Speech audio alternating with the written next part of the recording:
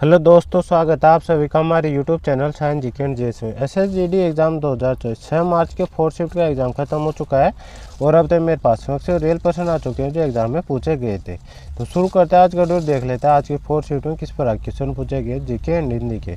तो आज का फर्स्ट क्वेश्चन जो 4th शिफ्ट में पूछा गया था, ओडिसी नृत्य की शुरुआत किसने की थी? तो सोनल मानसिंह ने की थी। सोनल मानसिंह इसका राइट आंसर हो जाए। सो नेक्स्ट क्वेश्चन है, योसंग त्योहार मुख्य रूप से किस राज्य में मनाया जाता है? तो ये मणिपुर में मनाया जाता है, मणिपुर इसका राइट आंसर हो जाए। सो नेक्स्ट क्वेश्चन है, इंडिका के लेखक कौन है? इंडिका पुस्तक के लेखक कौन है? तो मेगस्थनीज इसका राइट आंसर हो जाएगा। इंडिका ग्रीक राजदूत मेगस्थनीज द्वारा लिखित एक पुस्तक है, तो ये भी आपको ध्यान रखना है। इसका नेक्स्ट क्वेश्चन है, रुक्मणी देवी रुड्डल किस नृत्य से संबंधित है? तो ये भरतनाट्यम संबंधित है, भरतनाट्यम इसका राइट आंसर हो जाएगा। इसका नेक्स्ट क्वेश्चन है, हरित क्रांति में HYVB जो कि निम्नलिखित में से कौन सी फसल थी? तो धान और गेहूं की थी, तो चावल और गेहूं इसका राइट आंसर हो जाएगा। भारत में हरित क्रांति के कारण गेहूं की फसलों के उत्पादन वृद्धि की अधिकतम दर देखी गई थी, तो ये फैक्ट आपको ध्यान रखने से। नेक्स्ट क्वेश्चन है, वाट किसका ऐसा मात्रक है? तो शक्ति का, शक्ति इसका राइट आंसर हो जाएगा, जो जेम्स वाट के नाम पर रखा गया है, तो ये भी आपको ध्यान रखने से। नेक्स्ट क्वेश्चन है, नुआखाई उत्सव भारत के किस राज्य में मनाया जाता है? तो ओडिशा में मनाया जाता है, ओडिशा इसका राइट आंसर हो जाए। नुआखाई या नुआखाई मुख्य रूप से भारत में दक्षिणी ओडिशा और दक्षिणी छत्तीसगढ़ के लोगों द्वारा मनाया जाता है वाला एक त्यौहार है। नुआखाई के मौसम को नए चावल के स्वागत के लिए मनाया जाता है, तो इफेक्ट आपको ध्यान रखने से। नेक्स्ट क्वेश्चन है, भारत के साथ के देश भूमि सीमा साझा करते हैं? तो 7 देश करते हैं, 7 देश इसका राइट आंसर हो जाए। कौन कौन देश है? पाकिस्तान, अफगानिस्तान, नेपाल, चीन, बांग्लादेश, भूटान, म्यांमार जो भारत के साथ भूमि सीमा साझा करते हैं, तो ये इसका राइट आंसर हो जाएगा। बांग्लादेश भारत के साथ सबसे लंबी सीमा साझा करते हैं क्योंकि 3 ओर से बाढ़ से घिरा हुआ है, यह आपको ध्यान रखना है, और इसे दुनिया की 5वीं सबसे बड़ी थल सीमा कहा जाता है।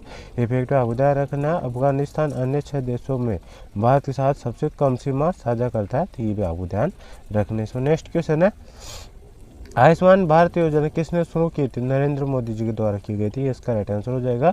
PMJAY को 23 सितंबर 2018 झारखंड के रांची में प्रधानमंत्री नरेंद्र मोदी द्वारा लॉन्च किया गया था, और सरकार ने आयुष्मान भारत योजना के तहत 2022 तक 1.5 lakh health and wellness centre स्थापित करने का निर्णय लिया है, तो ये फैक्ट आपको ध्यान रखने से। नेक्स्ट क्वेश्चन है, भारत डिजिटल मिशन के निदेशक कौन है? तो प्रवीण शर्मा है, प्रवीण शर्मा इसका राइट आंसर हो जाए। प्रवीण शर्मा को स्वास्थ्य और परिवार कल्याण मंत्रालय के तहत राष्ट्रीय स्वास्थ्य प्राधिकरण आयुष्मान भारत डिजिटल मिशन के निदेशक के रूप में नियुक्त किया गया है, तो ये इसका राइट आंसर हो जाए। नेक्स्ट क्वेश्चन है, राष्ट्रीय विधि सेवा प्राधिकरण की स्थापना कब की गई थी?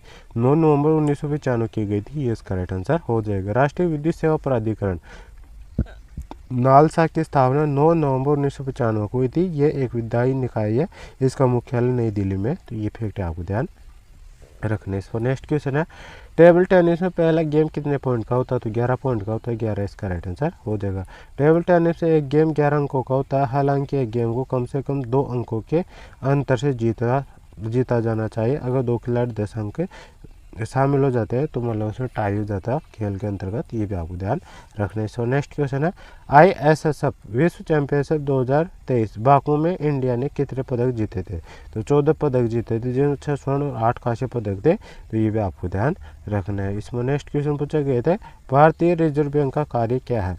तो भारतीय रिजर्व बैंक के बुनियादी कार्यों की बात करें, बैंकों के निर्गमन को विनियमित करना और रिजर्व बैंक बनाए रखता है ताकि भारत में मौद्रिक स्थिरता बनाए रखी जा सके, और देश की मौद्रिक तथा ऋण प्रणाली का संचालन करना जिससे देश को लाभ हो सके, तो ये सभी कार्य होते हैं बैंक के, तो ये इसका राइट आंसर हो जाए। नेक्स्ट क्वेश्चन है, शोषण के विरुद्ध अधिकार में शोषण, रिक्त स्थान और मानव तस्करी को कम करता है? तो शोषण श्रम, यहाँ पर रिक्त स्थान में श्रम आएगा, तो श्रम इसका राइट आंसर हो जाए। शोषण के विरुद्ध अधिकार भारतीय संविधान द्वारा प्रदत्त एक मौलिक अधिकार है।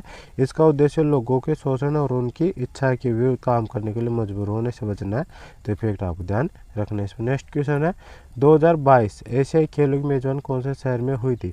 तो हांगझाओ शहर में हुई थी, चीन के में, तो ये इसका राइट आंसर हो जाएगा। एशियाई ओलंपिक परिषद द्वारा चीनी शहर हांगझाओ को 2022 एशियाई खेलों की मेजबान के रूप में पुष्टि की गई है। चीन इससे पहले 2 बार एशियाई खेलों की मेजबानी कर चुका है, 1990 में बीजिंग में और 2010 में गुआंग में, और 2022 में पहले ही 2022 में पहले शीतकालीन ओलंपिक से सम्मानित किया जा चुका है। यह आपको ध्यान रखना, पहला एशियाई खेल 4 मार्च से 11 मार्च 1951 तक नई दिल्ली में आयोजित किया गया था।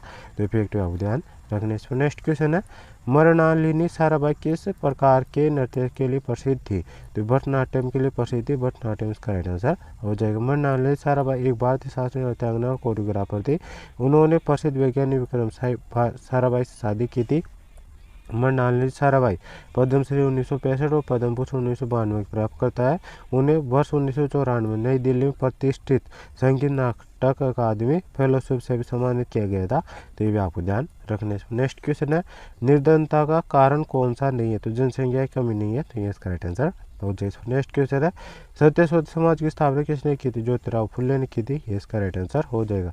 सत्यशोधक समाज की स्थापना 1873 में ज्योतिबा फुले ने महाराष्ट्र में की थी। सत्यशोधक समाज का उद्देश्य निचली जाति के लोगों को उनके अधिकारों के प्रति जागरूक करने के लिए शिक्षा का प्रसार करना था। ये आपको ध्यान रखना। नेक्स्ट क्वेश्चन है हिंदी का, जो गिना नहीं जा सके उसे क्या कहा जाता है? अनगिनत कहते हैं। रात का विलोम शब्द दिन होता है। नेक्स्ट क्वेश्चन है, हातिम ए वक्त होना मुहावरे का अर्थ है? तो कोई व्यक्ति वक्त का फायदेमंद इस्तेमाल करता है उसे हातिम ए वक्त होना कहते हैं। तो ये इसका राइट आंसर हो जाएगा। संध्या का विलोम शब्द उषा होता है। लालच का विलोम शब्द संतोष होता है।